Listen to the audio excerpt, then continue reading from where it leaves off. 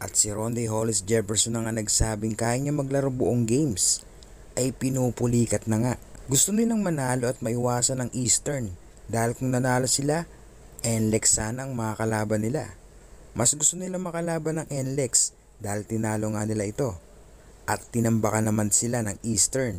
Pero di nagpatinag ang Rain or Shine na nilabas na ang lahat ng lakas dahil ayaw nga nilang umabot pa sa do or die games laban sa Magnolia para paglabanan ng ikawalong pwesto. At paglalabanan nga ng Magnolia at NLEX ang huling upuan para sa quarterfinals.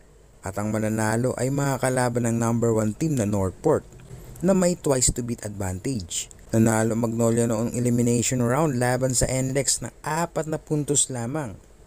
At sa best of 3 naman, Converge laban sa Rain or Shine. Tinalo ng Converge ang Rain or Shine noong elimination. Gayon din ang Ginebra, laban naman sa Meralco sa best of 3 series at tinalo nga ng Barangay Ginebra ang Bolts na walang import. At magiging totoong laban na nga ang kanilang series dahil hindi naging seryoso ang dalawang team sa huling tapatan nila.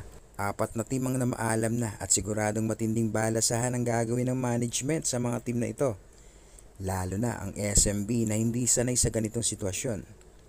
Pero kung titignan natin, kaya pa din lumaro at malakas pa din ang team na ito sa All Filipino dahil kahit walang import, nakakahabol sa malaking kalamangan ng mga nakakalaban nila.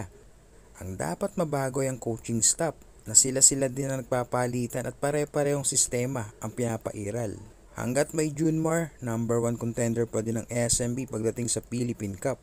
Sa Governors Cup at Commissioners Cup na may import, wale ang SMB. Kasing agent ng SMB sa pagsipat na magaling na import at mukhang papalitan na nga din.